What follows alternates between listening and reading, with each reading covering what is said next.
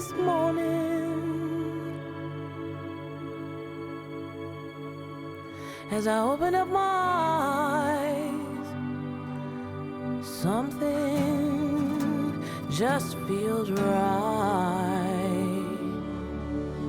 Sinners came from a very personal place, man. Like when I was finishing up my last film, Wakanda Forever, we spent a little bit of time in Byron, Georgia, which is like a small city a few hours outside of Atlanta.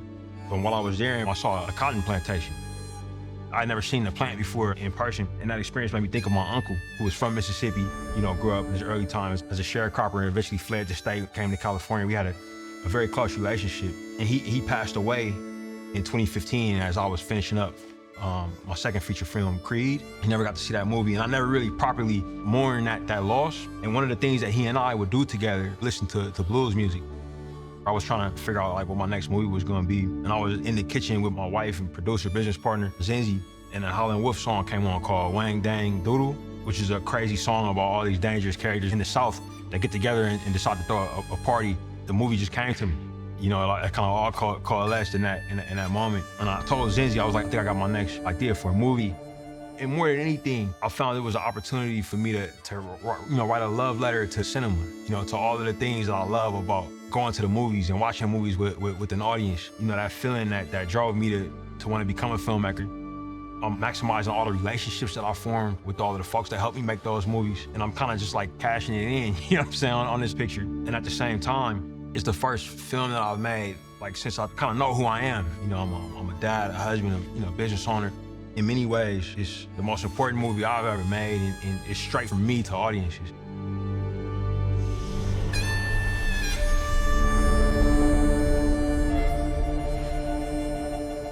I think Ryan really understands the responsibility he has as a filmmaker. There's not a lot of people who look like him that are given space at this level on this platform to tell stories. This story is closest to him because I think parts of Smoke, parts of Stack, parts of Sammy are him. He just revels in the memories that he has with his big cousins. Those are the men who formulated his ideas about relationships, about taking care of family, and about responsibility and about manhood. In those formative years, those are stories and memories he's just latched onto. Zenzi, she's always the first person to read anything that I make. So when I'm making things, it's really for an audience of one. So I'm trying to see if she buys it, If she does, generally I know I got something.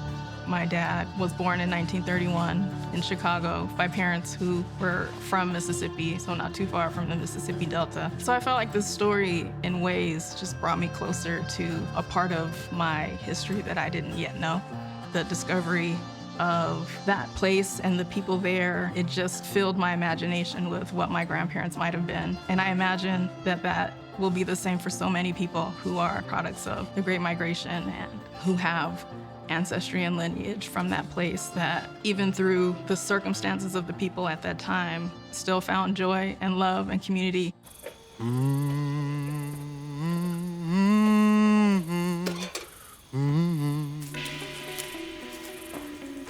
Sinners came together astonishingly fast. It was about Halloween last year. Ryan had dinner with all of us and he told us, I think I want to make Sinners next. And there was a very brief window of time due to all of us, having windows of opportunity. And it would have meant that Ryan would have to turn in the script to us in 2 months. And Ryan's a phenomenal screenwriter, but writing a whole movie in 2 months is pretty crazy. 2 months later, I got a script in my inbox and it was around Christmas time. I read it immediately, and the thought that I had was, wow, this is the best Christmas present anyone will ever send me. My reaction when I first read the script was, I can't believe he turned it in on time. It was an incredible homework assignment he put on himself, and then to us to help execute on that vision. Ryan is a filmmaker who is drawn by authenticity in a lot of what he does, trying to do right by the characters in the stories, whether it's seeking consultants for their insight or really trying to find a lived-in experience we can put to screen. This film is actually what feels like the culmination of all those movies we've made. Everything we've learned over the past decade or so, all the collaborators we've worked with, all the people we've built great relationships with, it was all about taking all of that and putting it all on the table when it comes to this film, Sinners. This is me at my most exposed artistically. This is me at a point as a filmmaker where I most know who I am as a person. It's the first film I made where I felt like I was fully formed as a human being, so to speak, in terms of identity. And I needed the best people for this. Love you. Love you too. Be careful. I will. In this unique role, it was a role that I thought only Michael could do. So when I brought it to him, it was an opportunity for us to kind of jump off this creative cliff together with no safety net. I hit him up, try to pitch a project to him. He passed on that one and pitched me this one. I was like, all right, cool, let's do it. I mean, it wasn't exactly like that. No, it wasn't like that, no. Yeah. But to say, like, you know, when Cool calls you, you pick up the phone. You know what I'm saying? And you really pay attention to what he's got to say. And, you know, I heard the pitch and I was like, oh man, this is like different. And I was a little nervous at first. Once I shared it with Mike, you know, and he was in, it kind of changed the game a little bit, right? Because now we have somebody who's a bona fide movie star. Now he's gonna be doing something we haven't ever seen before. I mean, we're constantly always trying to grow, you know, from project to project, you know, throughout our lives and also throughout our professional career. And when you're working with your friends, you never want to let them down for anything. He picks up the phone and calls and thinks about you for a certain, you know, project, you know, that's really, really personal to him, that means a lot to him, and he trusts you to deliver the message, to, you know, be a part of that process. You take it seriously, and it means a lot, so. We wouldn't have met each other if we didn't love the work, you know, and as a result, we was able to build a bond that I think enables us to put some great stories in front of audiences. I think what makes Michael and Ryan's collaboration so successful is trust, openness. It's not being afraid to be honest with each other, that honesty and that communication, and the accepting of it on both sides. If Michael feels a certain way about something, and even if Ryan didn't think of that idea originally, he'll want to see it, he'll let them go. Through the years, you know, obviously that trust has grown, and I've never seen both of them so locked in. You boys twins? Nah, we cousins. It was almost like a heist movie, and how quickly we had to find people we could trust to pull off this impossible thing. We got to going to calling all of our old collaborators. Ryan called me and I couldn't believe my ears because he's telling me this story about a 1930s film where Michael B. Jordan is gonna play his own twin, two characters. He calls me, he's got this project, he's like, it's vampires, and he's like, it's set in Mississippi in 1932, and I was like, yes. When I read it, I texted him and I was like, this is amazing. I couldn't put it down, but anytime I have the opportunity to work with him, I'm excited about it. And it was great because the first thing that they did was call each other. You know what I mean? Like, you know, so it's an incredible shorthand between those artists and an excitement to do something that they hadn't done before. Getting a call like that, it's not only a gift, it's more like a mission to tell the story and to bring people into awareness of people in the South who made something out of nothing, who were disenfranchised, but created the blues, created beautiful music that has influenced generations and all kinds of genres. Blues music has a very important relationship with global pop culture, with American pop culture. And with Black culture specifically, because it came out of that culture. And in this time, it's a lot of shame and pain and discomfort associated with the time. But somehow, everything that we think of today as cool and everything that we think of as being timeless and specifically American. And so I was very interested in that irony of people dealing with such intense oppression and such intense difficulty of life, but still somehow maintaining the zest for life and the affirmation of their humanity and maintaining their agency. My grandmother, my father-in-law, my uncle, you know, they were products of this place. And they were some of the most amazing people that I know, you know, and so I wanted to explore that question. We family, ain't that right?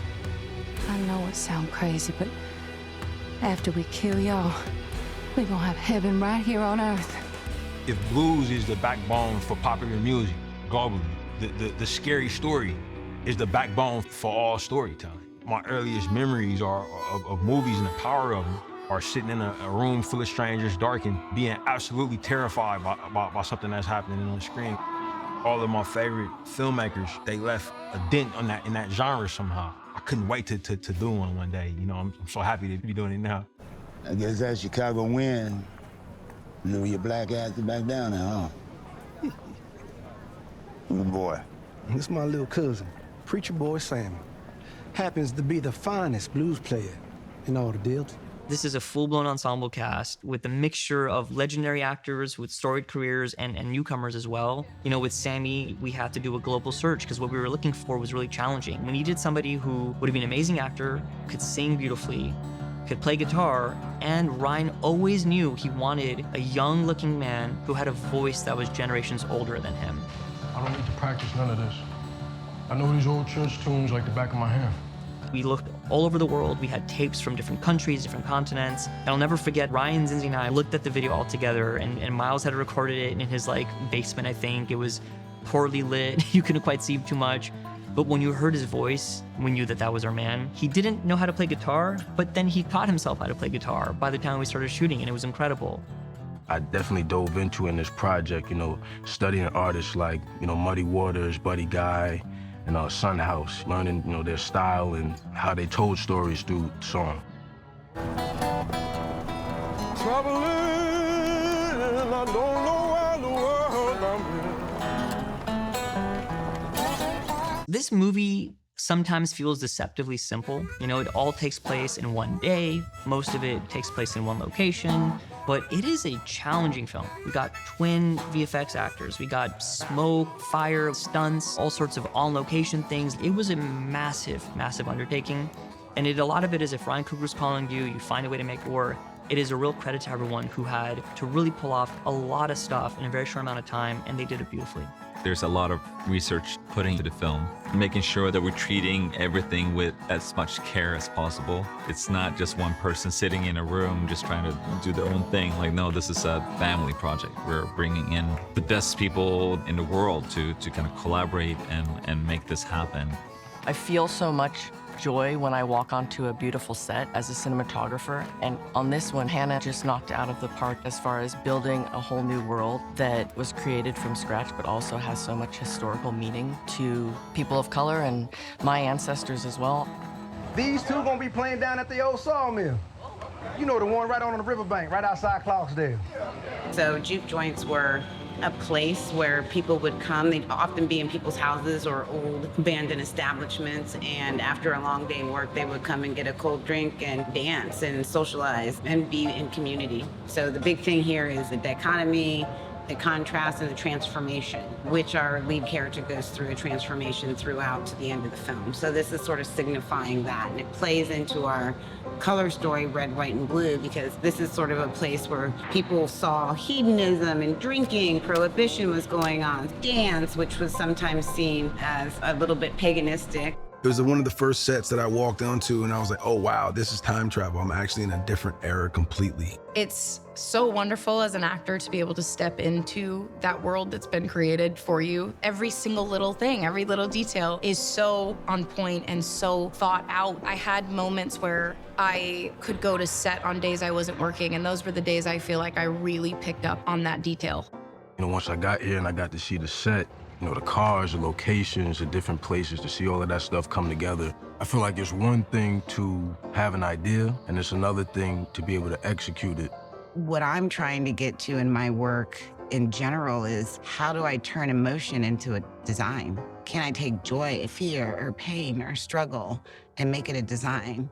Bringing in the ancestors, bringing in the spirituality of the people at the time. And I kind of started looking at all the characters in that way. Like, what would they have been? But you can't forget, there's vampires in it. You have so much of an emotional response when you walk onto these sets and when you see the costumes that Ruth makes. You, as a filmmaker, if you're not emotional, it's not going to be translated into the images that you make. We have this color palette that was given to us from Ryan. It has to do with that this is an American story. So we wanted to bring in red, white, and blue, starting with smoke and stack, stack in red, and smoke in blue. But beyond that, when you look at clothing from this time and you see a lot of workwear, people wearing blue overalls, blue coveralls, blues prominent. And then, they weren't manufacturing clothes in so many colors either. So you did get primaries, and to see this palette of red, white, and blue. I think that as we come together, the production designer, the cinematographer, the director, the costume designer, it's a conversation. It's like a ball of fire that swirls around the room. We're making movies, honey. and you start seeing how Hannah is interpreted the color red. It could be the car, it could be the patina in the juke joint, it could be the way that blue resonates in a setting like Annie's shop. So I then start experimenting with ideas of red and blue. It starts to feel like a Southern American story.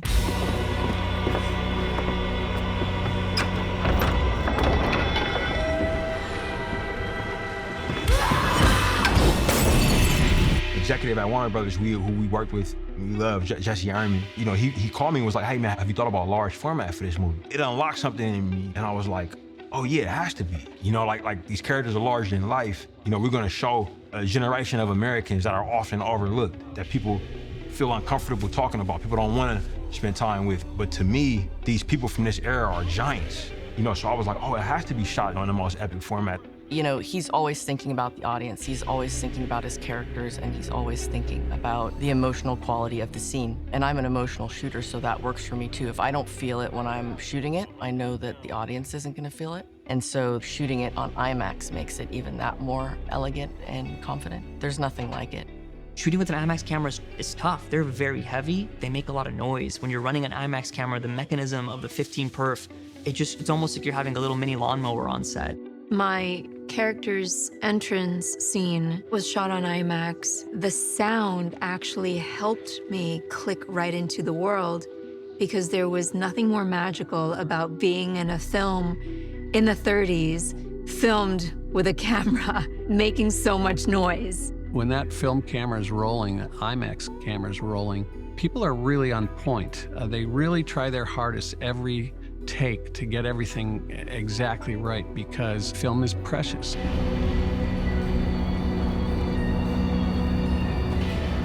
Shooting in Louisiana was a beautiful experience, but we were definitely out in the elements at the mercy of thunderstorms and rain and mud, different things that come with shooting out in nature.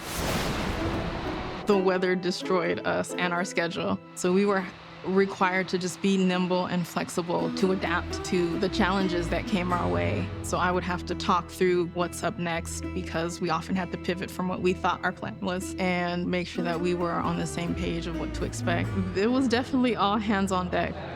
I'm Ludwig Göransson. I'm Serena. I'm Sevel Hanyan, and you're with us live tonight as we shoot one of the craziest scenes you will ever see on camera. The night that we shot the Rocky Road scene with our vampires, it had rained earlier in the day and it had muddied our entire set.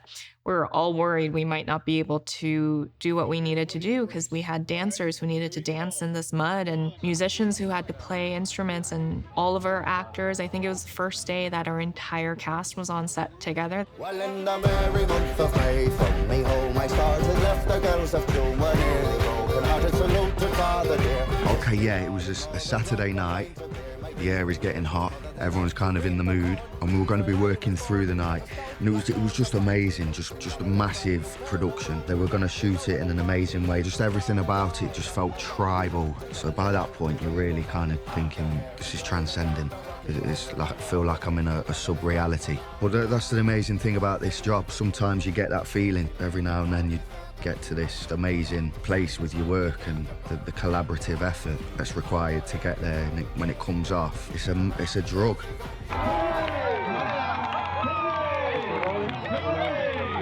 These scenes they're heavy, and these days of shooting were long. I've waited a long time to be this moved by a role, and this character is one that challenged me in ways I don't know that I've been challenged before and will never forget. I feel extremely proud. I also feel a couple years older because it was intense. And I never would imagine we had all this original music, but you got a lot of great stuff we're really excited about. I know it's been a lot, because y'all talented. I think Ryan has that magic with people where he can see and push people further than what they knew they could be. I'm talking about myself now because that's how I feel like with every project that I do with Ryan. I know I can do it and I know the way to do it, but it's also he helps me finding these new ways and inspiring me to find these new ways. Hey boss, got two out there. I told them we closed, but they offered a couple $100. That okay with you? That don't bother me none. We were really lucky to have legendary artist Buddy Guy in the movie, as he plays a very special character for one very unexpected scene.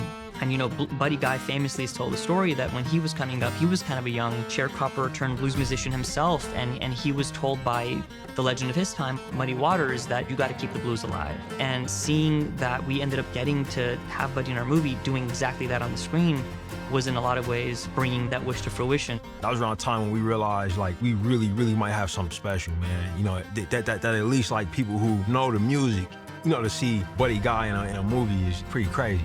So I'm so proud of him. He did such a great job for us. Ready and action. Usual.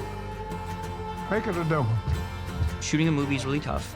They're super long days, super late at night sometimes. It requires a lot of endurance. And Buddy is, you know, he's a man who's, I think he's 88 years old. And I remember being a little bit concerned, like this is gonna be a lot to ask of someone like him. But of course, Buddy, that's all he does. He's up all night performing concerts for crowds, sold out shows. So he was totally fine. When we wrapped that day of filming, it was a super long day. Of course, all of us were tired, ready to go home. Well, I'm ready to roll now. Out of nowhere, Buddy starts playing an impromptu blues concert, and everyone immediately put their gear down, and we just started rocking out and just enjoying this incredible opportunity to see Buddy go at it. So even after a whole day of filming, he had it still in him, and we're so grateful to him. This is a full meal of a movie, you know. It's very balanced, and it has all the elements that I love when I'm both watching a movie and when I'm making a film. We were able to do some incredible stunt sequences. The final shootout of the film was just a really great opportunity for everybody. And I work with Andy Gills, I'm my stunt coordinator for the past 3 movies. It was very important for us for, you know, in our film, you know, it's the early 30s, 1932, for it to feel like now, like it was happening right in front of you. Hey, Andy, can I get a rehearsal? Yep. Okay, guys, let me see you. Let's get in your car. We'll do a full rehearsal. And bang! And bang! And bang! We were able to do some really incredible practical effects when it came to the shootout. Riddling that, you know, the old Model T, we used the technology that was recently developed for our prop guns to make it safer for the actor. Just no projectile, you know, out of the front of the gun, but it still ejects the shell casings and the gas, you know, that pumps to make it look live, you know, giving the actor a real recoil feel and you know, while maintaining everybody's safety. You know, we were really excited to be one of the first few films to use that technology. 3, 2, 1. We were able to do some old school techniques, specifically remix flying, putting jack and his double on wires. 3, 2, 1, action.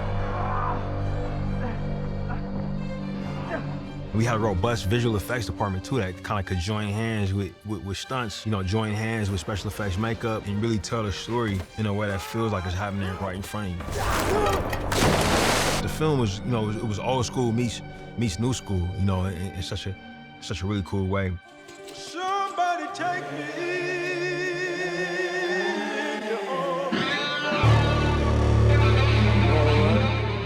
The surreal montage was one of those scenes that I could not wait to get to from the moment I read it. The surreal montage, I think, is very much Ryan because it has so much meaning. Only a director like that can explain to you what they're trying to execute. So this is the window that allowed for me to bring in so many different generations and eras and cultures of dance. It hands down really was an opportunity to pay respect, honor, and put on display our ancestors, the different music, movement, cultures that have come from generations ago, and not only tie it into the era that the film takes place in, but tie it to our current era where audiences will be watching. We actually started with the outside shot under the stars and seeing everyone dancing in the middle of a swamp in the middle of the night in Louisiana with the smoke and the fire and the traditional garb. I can't even describe it, and I kind of don't want to because it feels so precious to me. It's surreal just to hear how everything came together and for it to be this magnitude. Everybody's just having a good time because, like, I think they realize that there's a common thread that unites us all. Even like in the reality of the performing of it, everybody realizes that there's something really cool happening here. To pull this off, it was genuinely one of the hardest producing challenges I've ever had. We needed to shoot a oneer while we were shooting IMAX, and IMAX film is so thick that it can't fit into a reel like more than a minute or two of time. So that to solve that, we had to find ways to just cleverly hide cuts. Camera would move past the wall, we would cut there for momentarily. We had a lot of talks about what that was going to be and how we would execute it in a limited amount of time with so many characters. Then we had to have a song that would be ready by the time we're shooting. Usually Ludwig is writing these songs after the movie's been shot. So he's working around the clock with Serena to get this song just right. The scene calls for extras who will be dressed in costumes spanning centuries of time. The scene calls for choreography, that everyone's got to hit their marks just right. And we would spend our weekends, we would actually come together, everyone's wearing their sweats and gym clothes, and we would just go over and over through the scene, and someone is keeping clock, and it almost became like a choreographed dance. I think until you shoot something like that, you don't know how it's going to cut together. One little beat that's off could throw the whole sequence off. I haven't been on any set where we filmed to the actual music that was going to be in the movie. You know, so the fact that I knew that this is a song that's gonna go on over here in this moment. Okay, when I'm doing X, Y, and Z, this is what we're gonna be listening to, and really being in the moment. I think that helped out tremendously, and I want people to feel that in their bones too. It was like rehearsing a play, but seeing these ancestors and future ancestors and hearing the conversation in the rooms, everything felt very cyclical. Everything felt very poetic, actually. It was unreal seeing 16th century West African dancers, classical Chinese from the Peking theater dancers, some West Coast gangsters, 30s juke joint dressed people looking at someone who looks like they come out of a T.I. video or something. To see so many things in one room has been quite satisfying. Somebody take me.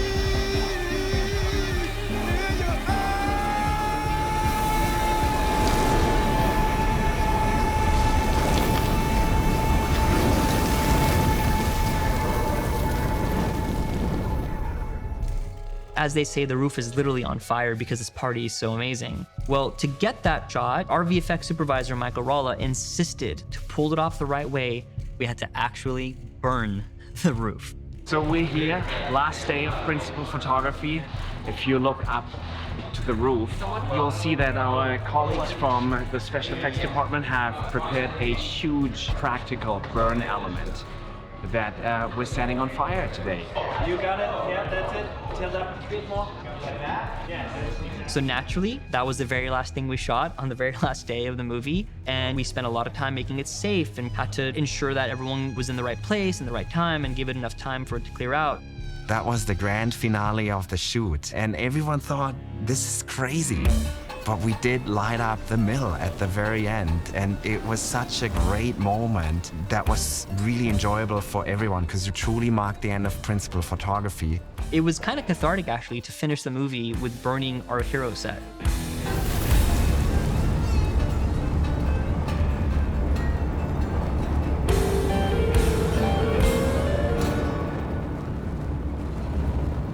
This is a group effort. This is a team effort.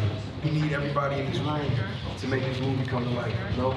Yeah, I'm just proud of all of us. I'm really proud of all of us, and I can't wait to see this thing on the big screen. It was a long and hard shoot, as they all are. We wrapped the movie in the middle of the night, and everyone was of course tired. We had some great speeches, and everyone's feeling good. And then we rolled out some TVs. When we were able to show the cast and crew just a snippet of the footage, it was so exciting. We all did this together, and we got a moment to just celebrate the work that we had put in.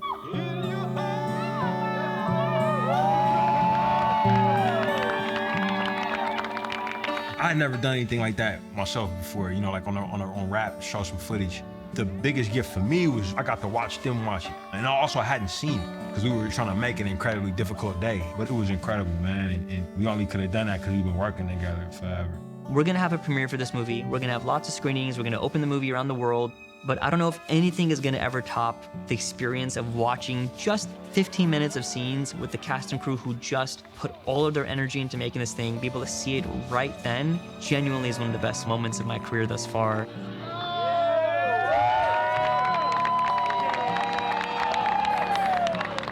This moment, this thing that we created together was so special that we all wanted to hold on to it for as long as we could. But that night was so many things: relief, joy, jubilation, Fatigue. exhaustion.